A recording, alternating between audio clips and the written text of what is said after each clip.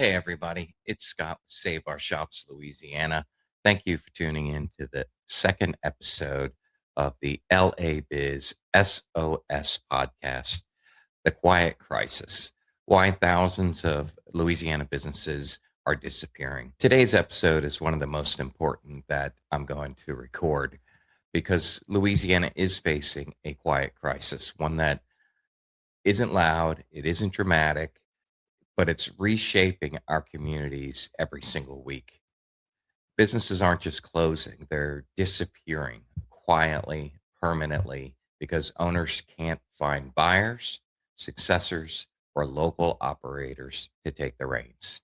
And let's talk about why that's happening and its impact.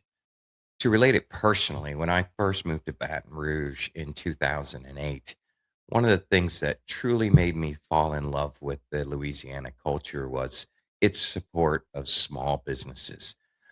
Saw that chains, national chains, were struggling, but local businesses were booming.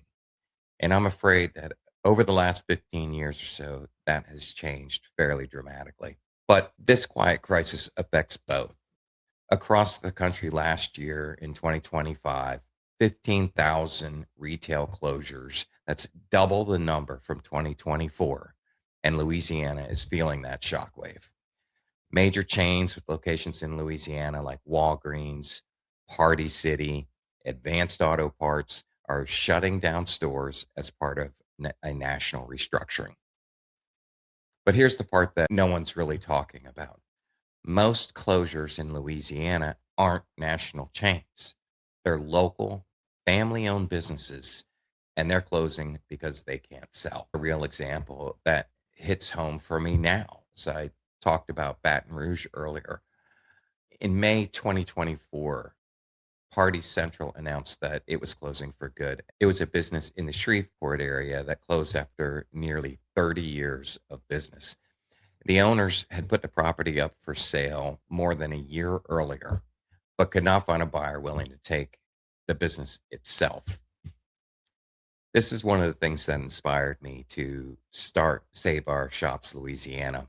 The land where the business was eventually sold to private investors, but the business, the mini golf, the go karts, the arcade, the birthday parties, the memories that people had over those 30 years did not survive.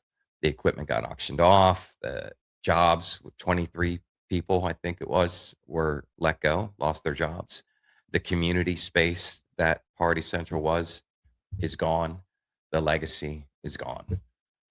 This is the quiet crisis. It wasn't bankruptcy. It wasn't mismanagement. It was just no buyer. And Party Central's not alone. So why is this happening? First, aging founders. Louisiana has one of the oldest small business owner populations in the country. Many are ready to retire, but have no succession plan.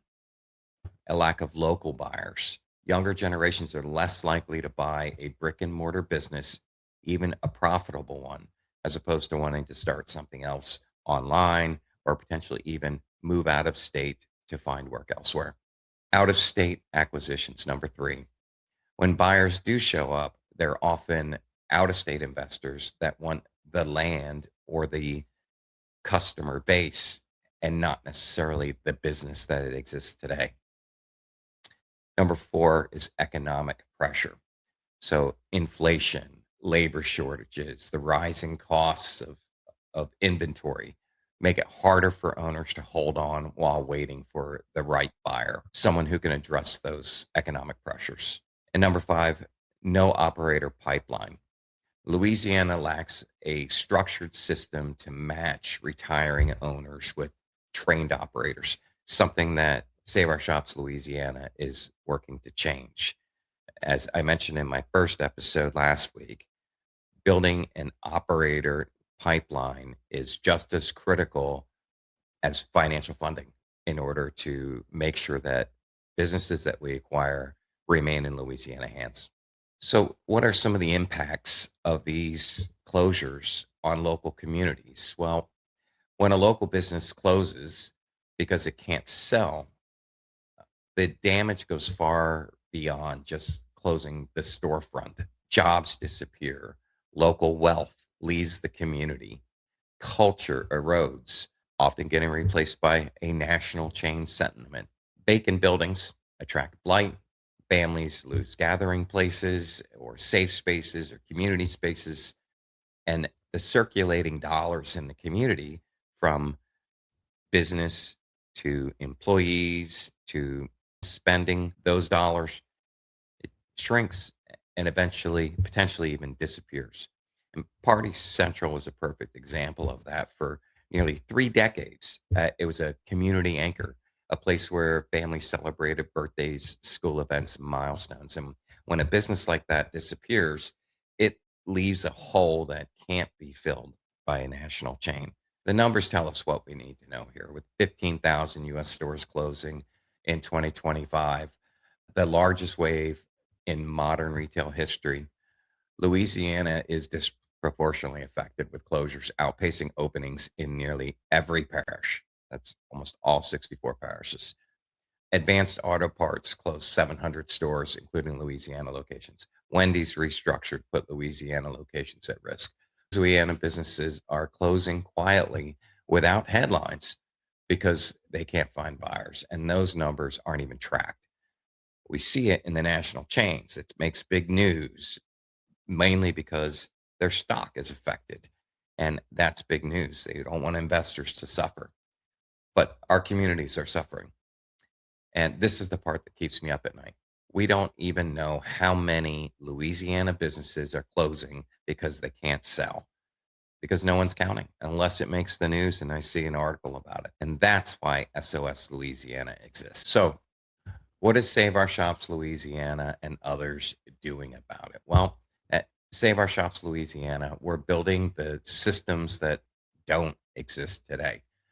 We're reaching out and talking to, trying to educate founders on succession planning and other options that are available to them to keep that business in the community. We're connecting buyers and operators. We're building an operator pipeline to work within those legacy businesses to ensure that they keep running for years. Creating that statewide operator pipeline in various industries is a critical step. So, again, if you know someone that is an operator, an experienced manager in a specific business or industry, have them get in touch. We'd love to talk to them.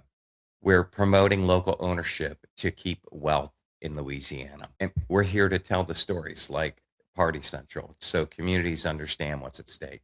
We're not just saving shops, we're saving culture, identity, and opportunity.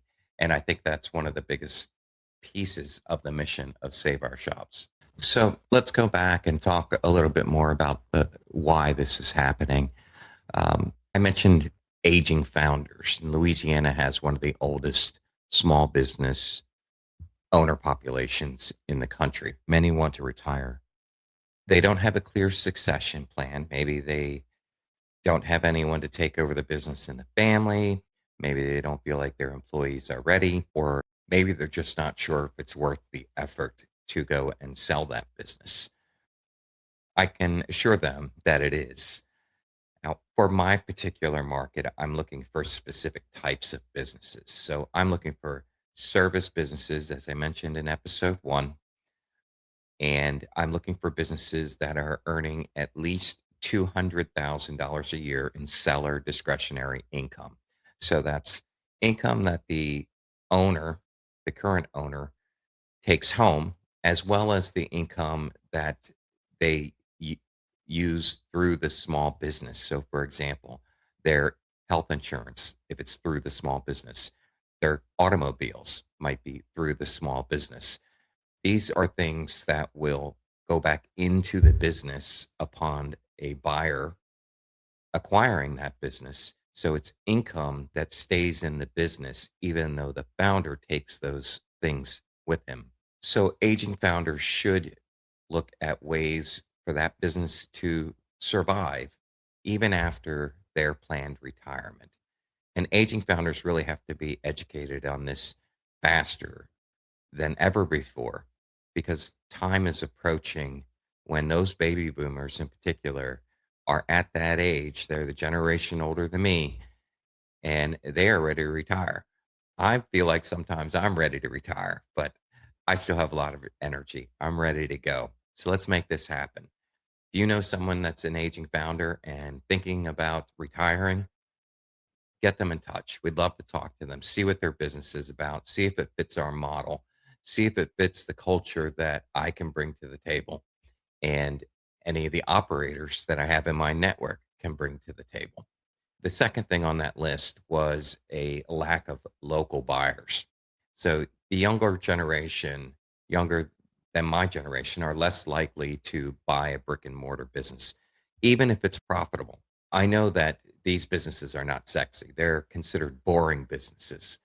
This kind of works against a principle of accounting called a going concern. And a going concern means that a business will continue to operate indefinitely. That's an accounting principle that allows businesses to reinvest in itself and take out long-term debt and finance new equipment, that the business will continue operating and bringing in revenue and dollars. And when I hear people talk about it's difficult to find a job doing what I want to do, it's hard to find something that fits my lifestyle. One of the ways that people can achieve those goals is by buying an existing business versus trying to find a job elsewhere, leaving Louisiana, or trying to start something new. The success rate of a new business is dramatically less than buying an existing business. 95% of the businesses that are acquired that have been in business will continue to be in business 5 years after acquisition. And that is one of the foundations of the SBA lending program. So the Small Business Administration's lending programs like 7A. Whereas new business startups, the opposite will be true, and some 90% or in that range will be out of business within the first 5 years. So 50% don't even last a year, I believe. It's a staggering difference. Convincing more operators, more of the younger generation to look at owning a small business. And part of the mission of Save Our Shops is to convince them that acquiring a business, operating a business allows them to achieve more of those dreams and financial freedoms that they would like to have. So, how do we do that? Well, I'm glad you asked. One of the common ways that businesses are listed today to try and get in front of buyers, which, as I mentioned in the first episode, 70% of businesses that do go for sale won't sell. They won't find a buyer. And I believe it's because buyers are not being catered to. And one of the missions of Save Our Shops Louisiana is to find operators interested in becoming owners. So people with experience in that business, in that industry, that are interested in running a business, but lack the understanding of how to achieve that goal. So what I'd like to do is take a look. This is a very common national website called Biz Buy Sell, and it lists businesses for sale. It's one of the most common advertising tools that brokers use to try and find buyers and draw buyers into the market. One of the interesting things about this website is it does have a lot of different filters that you can use. I have Louisiana picked up here. It has a breakdown of various industries. As I mentioned, Save Our Shops Louisiana is focused on service businesses. And many of these other businesses do fit the service business description. For example, building and construction is a service business. It often includes many service type industries. Financial services is a business service. But we're going to take a look at a few listings just in this general service business category in Louisiana and see what's out there on the marketplace. So the very first one on the screen is a siding business, low overhead in New Orleans. Cash flow is listed at 255,000 with a sales price of 120,000. That concerns me a little bit because when the sales price they're asking is less than the cash flow, it generally indicates that there's some type of problem or that the business must sell for some type of reason. In this case, this is a franchise. So it wasn't listed as a franchise in the initial description, but here in the words, it does say that it's a franchise. Save Our Shops Louisiana, and I am not interested in franchise businesses at this time. But there might be reasons from the franchise that require this business to find buyers that can meet a minimum financing obligations. And in this case, that's probably around the $120,000 mark. Potentially someone that meets that qualification that is interested in a siding type of business or a small construction type of business that has a decent cash flow. This could potentially be the type of deal that someone would be looking for. And also, as I mentioned in the first episode, I am not really interested in restaurants at this time. I don't have the network for that. It might be something that we get into later as I continue to build an operator network. But let's continue scrolling down through here, talking about some of the things that are available. I'm going to apply some of the filters that the site offers because, as I mentioned earlier, I'm looking for businesses that have a minimum of $200,000 in cash flow, potentially up to a million. Much higher than that, then it's going to get outside of the commitment that I'm making to this. So this really helps kind of narrow it down, some of the things that might be available out there to look at and to talk about. So here we have something called scalable mobile aviation cleaning with premium client base. And I'm assuming that this is aircraft, aircraft cleaning, specializing in ceramic coatings, proprietary cleaning products. This is actually somewhat interesting. 20 years in the industry. And let's see if they list a reason here. They don't list a reason for sale here, and that's okay. But we know they've been around for 20 years. Quite likely it is a type of retirement. They don't list any additional employees, which is sometimes a concern as I'm not looking to run a business where I have to commit 100% of my time to doing the work, as I believe my job is to acquire more businesses and connect these businesses with an operator who can run this company. But this might be something to look into a little bit further. I'm going to take that away as the numbers look good. Cash flow 381,000, seller discretionary earnings, gross revenues 1.7 million, and asking prices around the seller discretionary earnings at 1x. Okay, I'm not going to get into the details in this episode as to how to follow up with these types of listings, how to scroll through, find things out. It's really just a quick example of how some of our younger folks might be able to start thinking about acquiring a business as opposed to trying to start something new or potentially even leaving Louisiana for a different opportunity. Back to the quiet closings, though, out of state acquisitions. Oftentimes, buyers that do acquire many of these businesses that are for sale in Louisiana are out of state buyers or out of state investors. And that's not a bad thing. The business gets bought, but with different endings for Louisiana. First, the revenue that that business is generating is generally put through a new company that is based in the state of the acquirer or maybe under a different structure altogether, such as a Delaware based company for tax and liability. But often an out of state buyer will be using an out of state LLC or S Corp, some other type of company structure, which means the revenue of that business is being credited and taxed out of state.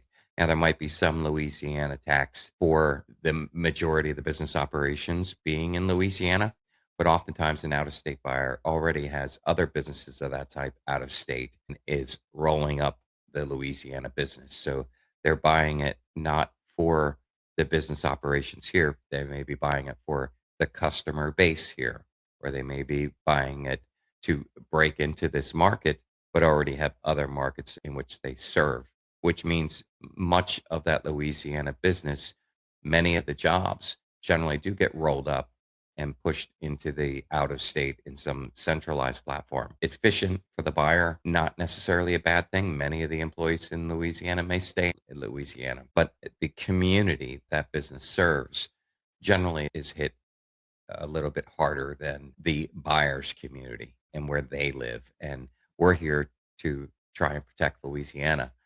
So we want the headquarters to be here in Louisiana, to stay here in Louisiana. Again, out of state acquisitions is state business is surviving. I have to say that's a good thing. That is part of our mission. But we really want them to survive and pass into Louisiana hands and stay in Louisiana hands. Number 4 on our list of why this is happening was economic pressures. So inflation, labor shortages, rising costs. This is a catch 22 for Louisiana. Inflation, of course, is national, but oftentimes when other factors are contributing to inflation, it hits communities that are on some type of financial island, rural communities, small communities. A small closure in a small community affects it at a greater percentage than a small closure in a large community. And the same thing applies when the inflation dollar hits in a community that has very little competition or very few options. It is often felt harder. Labor shortages is another. Louisiana, with all of its beauty and fantastic lifestyle and culture, is one of those states where many of our youth are leaving to find work elsewhere or to do different things.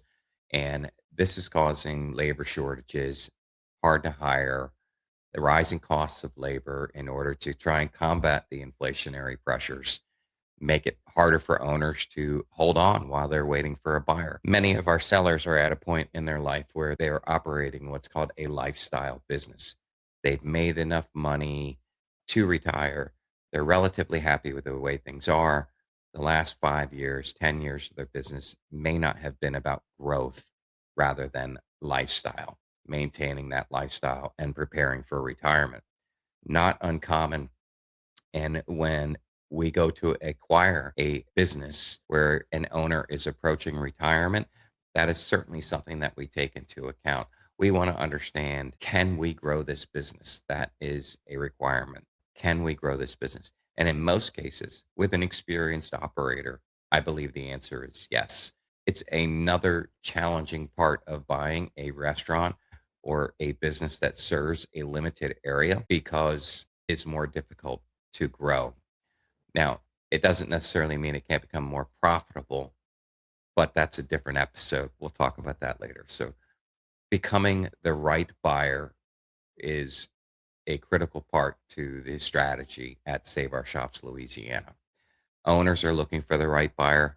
We want to be that right buyer. So, presenting ourselves as that right buyer is one of the challenges that we face as we continue to build our presence and reputation. So, a quick ad during editing here. I wanted to talk a little bit more about the Biz Buy Sell website and the use of business brokers, as I don't feel I did either one of them justice as I was listening back at this. The Biz Buy Sell website is doing exactly what it's designed to do, and it is a good tool to find businesses that have hit the market through a broker. Brokers generally use Biz Buy Sell, just like you would expect a real estate broker to list your home on MLS or some other real estate service, which then gets picked up by other applications such as Zillow and various ways to search for homes when you're in the market to buy a home. Biz Buy Sell is a tool where brokers go, list that business, and there are some tools out there that then pick those up in order to be presented to potential buyers. And what I said earlier about I don't think buyers are being catered to is I don't feel that as much as you see commercials for realtors, for example, or sites that sell real estate, you don't see that same type of presence for buyers who are looking for businesses as you do buyers who are looking for homes, mainly due to the quantity of business transactions versus home transactions. So my point is we do want to work with brokers and we want to work with the listing sites. I want to build those relationships, and I'm going to get into future episodes, hopefully even have a few brokers on the podcast because they're an important part to our strategy. They are looking for buyers to accommodate their customers, their sellers. I'm a buyer. So I want to build that relationship. I want them to know that they can come to me and not have to sit and wait for a potential buyer. And that's the strategy that I'm employing here. I need relationships with brokers. I need ways to connect with sellers. And that's what the strategy, the marketing strategy, this social media strategy, which obviously I'm still not good at, or the recording would probably be a little better. But that's the strategy is all about, is reaching out to buyers, or excuse me, to brokers and sellers, and find a way to communicate more consistently with them, than occasionally finding a listing that I'm interested in, trying to connect with a broker, oftentimes finding out that business is already sold. It just hasn't been taken off the website yet. So just wanted to add this in, and hopefully that explains a little bit better on the approach of Save Our Shops Louisiana and the tools and processes that I'm discussing in the videos. Number 5 on the list, and one of the last things on the list, was no operator pipeline. So Louisiana lacks a structured system to match retiring owners with trained operators. There are some things through the Louisiana Economic Development Council which are available for people that are thinking about starting or buying a business, where they can get involved and communicate potentially owners that have gone through the Louisiana Economic Development's education system. But it's not nearly to see mass impact and communication out to potential operators. So this is one of the areas where I'm spending a lot of time building that network, building that pipeline, and have been very fortunate to run into some very smart people over the years in multiple industries that I think can make an impact into any business that SOS Louisiana is able to acquire this year. So that's the core principles of why this is happening, and some of the approach that Save Our Shops Louisiana is taking to do something about it. That's why we're here. We're building the systems that don't exist today, for one. And as I mentioned earlier, we want to educate founders. We want to connect with operators. We want to promote local ownership in order to continue to grow that operator pipeline, but also entice owners to come to us as they think about retirement. And of course, telling the stories of businesses that could have continued, using that continuation principle, where the business could have transitioned into local hands if the owner was able to find and connect with the right buyer. One thing to keep in mind from this episode is that the quiet crisis is real. It's happening now. And unless we act, Louisiana will lose more of the businesses that make this state what it is, that keep this culture here. If you believe in this mission, follow, share, and join us at soslouisiana.com. Subscribe to this podcast at LABizSOS and share it. Make sure you get out the message.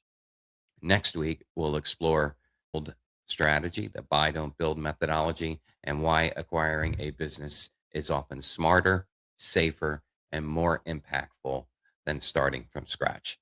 Until then, keep saving our shops, shop local, and keep building Louisiana's legacy. Thank you.